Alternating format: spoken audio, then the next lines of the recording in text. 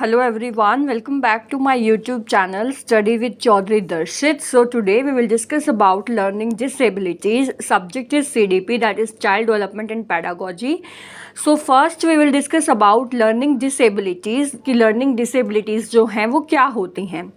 So जब भी हम disabilities की बात करते हैं तो disabilities जो हैं वो disease नहीं होती हैं, यानी कि बीमारियां नहीं होती हैं, वो क्या होते हैं, disorder होते हैं. तो हम ये नहीं कह सकते कि बच्चा जो है वो बीमार है, बच्चा जो है वो ठीक है, बिल्कुल ठीक है, लेकिन उसके पास जो है कुछ डिसऑर्डर है.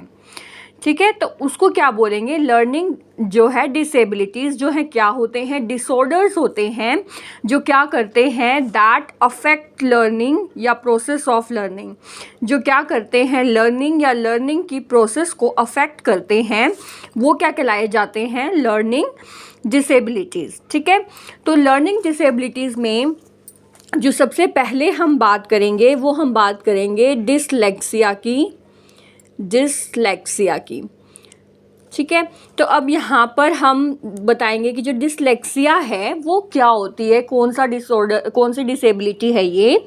तो डिसलेक्सिया में जो है आप क्या ट्रिक याद रखोगे, यहाँ पर आप याद रखोगे लेक्स, यानी कि लेक्स. और जब बोलने में कैसे आएगा, डिसलेक्सिया. तो यहाँ से हम क्या ध्यान रखेंगे कि हमने जो है लक्स साबुन ख़रीदना है, हम गए दुकानदार के पास लक्स साबुन ख़रीदने और उसने हमें दे दिया कोई भी एक पर्टिकुलर दे दिया, डेटॉल दे दिया या कोई भी साबुन दे दिया. ठीक है, तो अब हम जो है लक्स की जगह डेटॉल साबुन जो है वो कब घर पे लेके आएंगे या जहाँ पे भी हमें लेके जाना है वो कहाँ कब ले करके जाएंगे, जब हम जो है उसको अच्छे से पढ़ नहीं पाएंगे कि भाई ये डेटॉल है कि लक्स है. ये ट्रिक से आपको याद रखना है. ठीक है, तो जब हम उसको अच्छे से नहीं पढ़ पाएंगे तो हम उसको क्या करेंगे, घर ले आएंगे. और हम घर कब नहीं लेके आएंगे, जब हम उसे अच्छे से पढ़ पाएंगे. तो पढ़ पाएंगे दैट मीन्स रीडिंग. तो ये जो डिसलेक्सिया है वो किससे रिलेटेड डिसऑर्डर है, रीडिंग रिलेटेड डिसऑर्डर है ये. ठीक है, अब जो बच्चा रीड नहीं कर पा रहा है ढंग से, यानी कि लेक्स को वो ढंग से रीड नहीं कर पा रहा है, कुछ और रीड कर रहा है, या लेक्स को वो डेटॉल लिख रहा है, कुछ भी लिख रहा है, तो जब वो अच्छे से रीड नहीं कर पा रहा है तो वो क्या राइट भी नहीं कर पाएगा.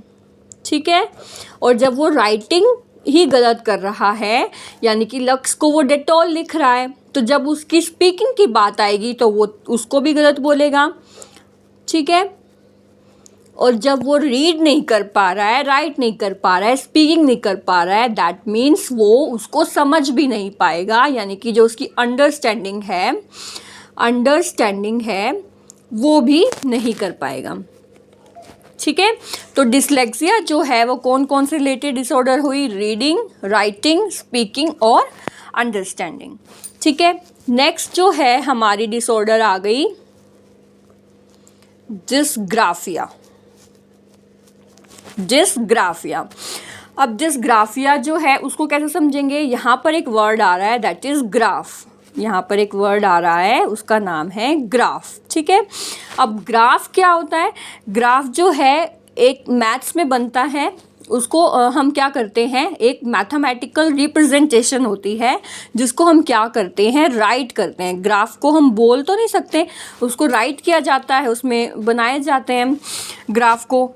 तो जो भी राइटिंग रिलेटेड डिसऑर्डर हो गया, यानी कि राइटिंग रिलेटेड जो हमारा डिसऑर्डर हो गया, राइटिंग रिलेटेड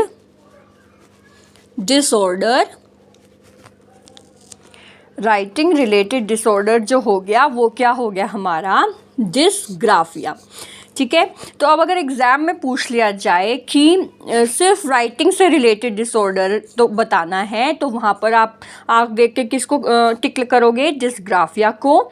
और अगर राइटिंग के साथ साथ वहाँ पर रीडिंग पूछ लिया जाए या स्पीकिंग पूछ लिया जाए तो वहाँ पर क्या देखोगे, डिसलेक्सिया. ठीक है, अब जो थर्ड वन आ गई हमारी, थर्ड वन जो डिसऑर्डर है वो है डिसकैलकुलिया. ठीक है, अब कैलकुलिया में आपको एक वर्ड दिख रहा होगा, वो क्या है, कैलकुलेशन. ठीक है, कैलकुलेशन हम किस में करते हैं? मैथ्स में करते हैं। कैलकुलेशन हम हिंदी में नहीं करते, इंग्लिश में नहीं करते, मैथ्स के सब्जेक्ट में करते हैं। ठीक है, तो मैथ्स से रिलेटेड जो डिसऑर्डर हो गया, मैथ्स से, मैथमेटिक्स से रिलेटेड जो डिसऑर्डर हो गया, उसको हम क्या बोलेंगे? डिसकैलकुलिया।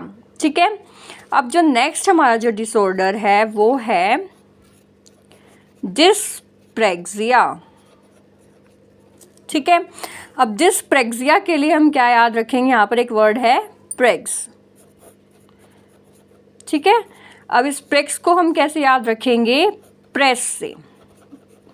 ठीक है, जब हम प्रेस करते हैं तो हमारे जो है कि हम हमारी हैंड की, आई की, ये सारी जो है कोऑर्डिनेशन वहाँ पर होता है। जब भी हम प्रेस करते हैं तो वहाँ पर क्या होता है? कोऑर्डिनेशन होता है, हैंड का, आई का कोऑर्डिनेशन होता है। ठीक है, ये तो नहीं कि सिर्फ हमारा हाथ ही हाथ लगा हुआ है, हम देख कहीं और रहे हैं, प्रेस कहीं और कर रहे हैं, ऐसे तो नहीं कर सकते ना। तो यहाँ पर कोऑर्डिनेशन होता है बॉडी के डिफरेंट पार्ट्स का, coordination of different parts of body.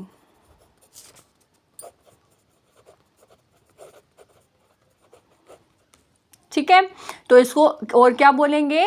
Coordination disorder. Dyspraxia को क्या बोलेंगे? Coordination disorder. तो ये जो डिसऑर्डर है ये किससे रिलेटेड है? हमारी मोटर स्किल से। किससे? मोटर स्किल से। प्रेस को हम कैसे याद रखेंगे? मोटर से। ठीक है, प्रेस को हम कैसे याद रखेंगे? मोटर से। और क्योंकि प्रेस करने में जो है कोऑर्डिनेशन की ज़रूरत होती है तो इसलिए इसे क्या बोलते हैं? डिस्प्रेक्सिया को कोऑर्डिनेशन डिसऑर्डर भी बोलते हैं, कोऑर्डिनेशन डिसऑर्डर भी बोलते हैं। ठीक है, नेक्स्ट जो है हमारी जो डिसऑर्डर है डिस्प्रेक्सिया के बाद वो है ADHD। ADHD, तो ADHD का क्या मतलब हो गया? क्या फुल फॉर्म होगी? Attention deficit hyperactive disorder. ठीक है, attention, A for attention deficit hyperactive disorder. तो एक तो उसमें क्या होगी? अटेंशन डिफिसिट हो गई, अटेंशन की क्या हो गई? कमी हो गई। दूसरा वो क्या हो गया बच्चा? वो क्या हो गया? हाइपर एक्टिव हो गया, बहुत ज़्यादा ही हाइपर एक्टिव हो गया। तो ऐसे बच्चे जो हैं वो क्या करते हैं? अटेंशन से हम याद रखेंगे, अटेंशन से हम याद रखेंगे फोकस।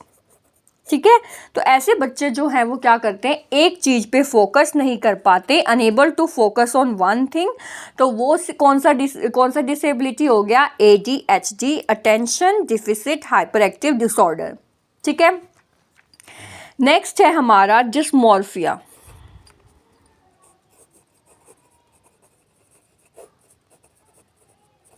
डिस्मॉर्फिया। ठीक है, यहाँ से हम क्या लेंगे? एक वर्ड लेंगे दैट इज़ मोर। तो आपने देखा होगा कि मोर जो है वो बहुत सुंदर होता है, लेकिन उसके जो पैर होते हैं ना वो बहुत ही ज़्यादा भद्दे होते हैं।